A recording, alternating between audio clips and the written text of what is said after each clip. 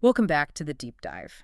We've gathered, well, quite a bit of material here. Articles, research notes, all about one particular grape. A grape that feels, I don't know, almost like a symbol of resilience.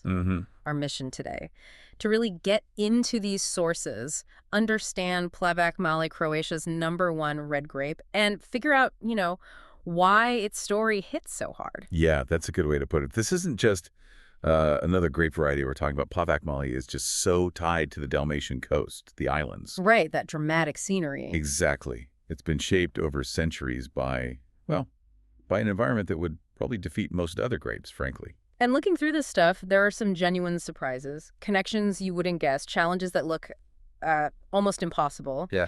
And you end up with this character in the wine.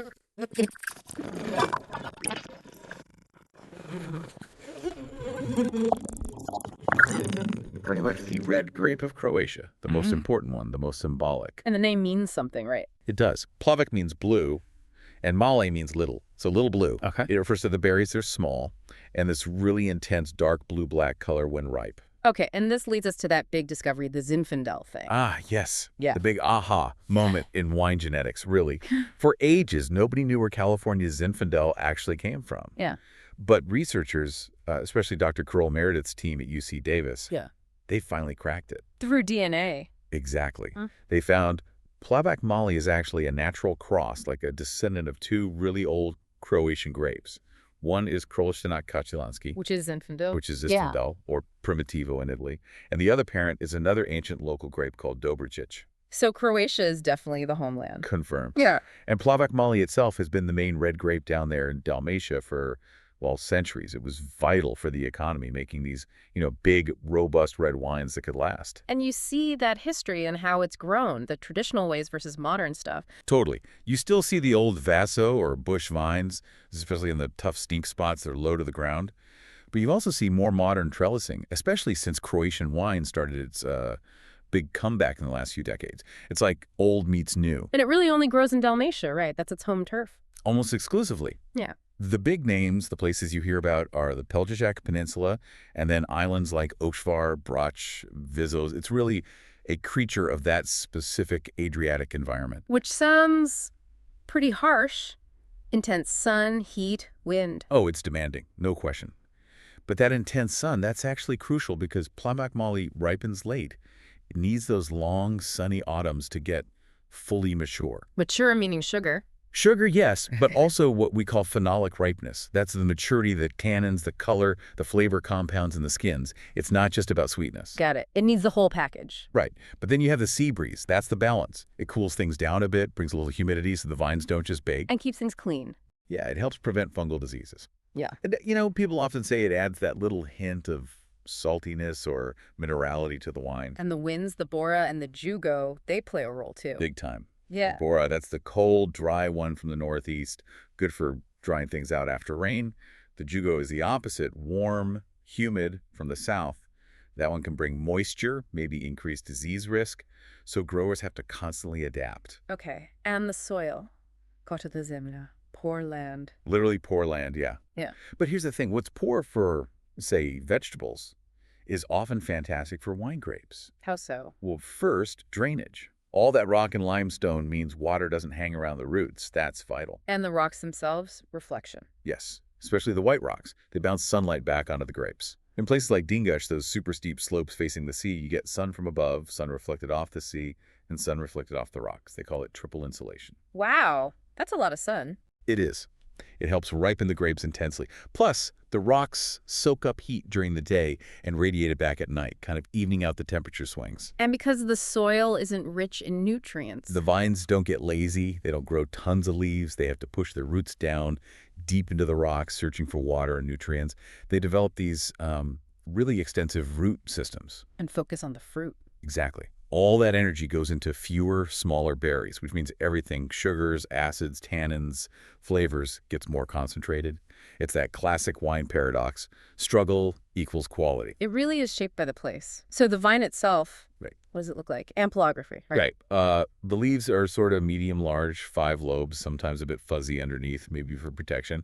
Clusters are medium, kind of cone-shaped, and they can be pretty tight, pretty compact. Which means you have to manage them carefully. Airflow. Yeah, good point. Even though it's a tough grape, that compactness means you might need to do some leaf removal or cluster thinning just to let air circulate, prevent rot.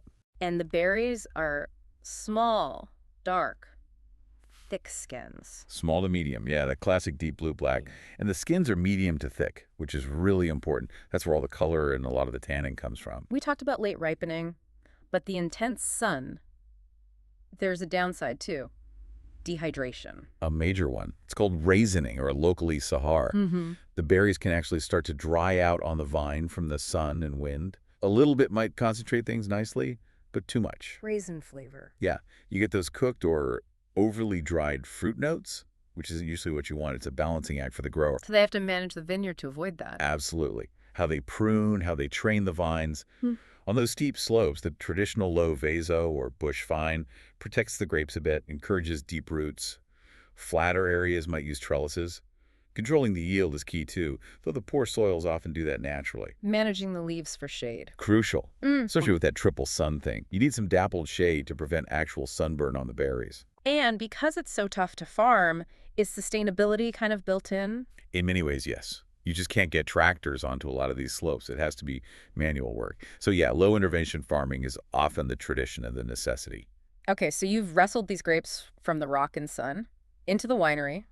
What's the focus? Extraction, definitely. Those thick skins have so much color and tannin. So maceration, the time the juice spends soaking with the skins, that's key. Controlling how much tannin you get? Exactly. How long, what temperature, it all affects the structure. They use techniques like pumping the juice over the skins, remontage, or punching the skins down to mix things up gently. Fermentation is pretty standard. Mostly, yeah. Temperature controlled, usually in the 25-30 Celsius range. Stainless steel, concrete, sometimes wood tanks. Using selected yeasts or letting the native yeast do their thing. And oak aging seems common. Very common. French oak, American oak, new barrels, used barrels. It adds complexity, helps soften those punchy tannins through slow oxygen exposure. New oak gives vanilla, that kind of thing. Right. While older oak is more about letting the wine breathe and develop without adding strong wood flavors, letting the fruit stay center stage. So after all that, what are we actually tasting? What styles emerge? Well, there's a spectrum, but the main style is definitely powerful. You can find younger, fruitier versions, less skin contact, maybe no oak. They're bright purple, lots of fresh cherry, raspberry, maybe plum, softer tannins, meant for drinking sooner. But the classic Plavac Mali is bigger. Oh, yeah. Full-bodied, often pretty high in alcohol, like over 14% is common because the grapes get so ripe. And the defining thing is the tannins, they're firm, maybe even a bit aggressive when young. But they soften. They do. That structure is why they can age so well. They mellow out beautifully over time. And the best ones from top spots can age for ages. Decades, potentially. Wines from places like Dingač, Post Up, they just keep evolving. And don't forget Prošek. Ah, the sweet wine. Yeah, the traditional Croatian sweet wine. Made from drying the Plavac Mali grapes, concentrating everything even more. You get figs, dates, honey, nuts, but still with good acidity, usually for dessert or an aperitif. Okay, let's break down the senses. Color. Deep ruby, almost black when it's young, really stains the glass. With age, it goes towards garnet, then brook red. Aromas. You said intense. Definitely intense. Ripe dark fruits are classic plum, blackberry, fig, often a bit of licorice, and those Mediterranean herbs, rosemary, thyme, bay leaf. Savory notes. Yeah, savory, maybe tobacco, cocoa, if it's in new oak, maybe coffee or dark chocolate. And sometimes, yeah, a hint of that dried fruit or raisin from the sun exposure. Taste. Usually dry. Again, intense, concentrated fruit. But the real signature is the structure. Those tannins are firm, maybe a little grippy at first. But balance. Often surprisingly so, thanks to good acidity, which is remarkable for such a warm place. And you often get a distinct minerality, like wet stones, maybe even the salty touch from the sea. It reflects that škrta zemlja. Full body, long finish. For sure. It's a wine that makes its presence known. And how does it change with age in the bottle? It gets really interesting. The fresh fruit becomes more dried fruit. Those savory, spicy, herbal notes come forward. You start getting leather, tobacco, maybe some earthy forest floor kind of complexity. The tannins. They smooth out, become velvety. The whole thing just integrates and deepens. It really sounds like you taste the journey from vineyard to bottle. You absolutely do. The soil gives the minerality. The sun and sea give the fruit and acidity. The winemaking shapes the tannins and adds layers. It's all there. So with that kind of profile, bold, structured, aromatic, what food does it love? It's almost like it was born for Dalmatian food. Mediterranean cuisine in general. Why does it work so well? Those tannins in the body, they just cut through rich, flavorful dishes beautifully. Yeah. Tannins bind with protein and fat, cleanses your palate. Makes the next bite taste just as good. Exactly. So things like grilled red meats, lamb, beef are classic. Rich stews, like that famous Dalmatian pashtafada. Slow-cooked beef and wine and spices, perfect match. Dishes cooked pod pecan under the bell. Oh yeah, anything slow-roasted like that. Also, aged sheep or goat cheeses, dishes with olives, lots of garlic, rosemary, thyme. Those flavors echo the wine's own profile. Any tips for serving it? Temperature? Glass? Good points. Maybe 16, 18 Celsius for younger ones, so like 61, 64 Fahrenheit. For the bigger, older ones, a bit warmer, 18, 20 C or 64, 68 F. Lets the aromas come out. And a decent-sized glass. Yeah, something like a Bordeaux or Syrah glass gives it room to breathe. Decanting for the young, powerful ones. Highly recommended, especially for a young Dingač or post-up. Give it an hour, maybe two. It really helps soften those tannins and open up the flavors. Okay, so where do we look for these wines? What are the key appellations and producers? Croatia has its own appellation system, similar to the EU's PDO's Protected Designations Origin. The heartland is Crljenak. And Dingač is the star. It really is. Croatia's first legally protected region back in 1961. Those crazy, steep, south-facing slopes. Home of the triple insolation. Which means intense wines. Super intense, concentrated, high alcohol, big tannins, lots of complexity. Real powerhouses. Then Post-Up is nearby. Right next door, also on Plavac. Similar conditions, but people often find Post-Up wines maybe have a touch more, elegance alongside the power. And the islands are important too. Hvar, Brač, Vis. Definitely. Each island brings its own little twist to the Plavac Mali character based on subtle differences in soil and climate. The sources mention a few producers. Miloš, Crta Catarina. Yeah, Miloš in Dingač is known for being very traditional, minimal intervention.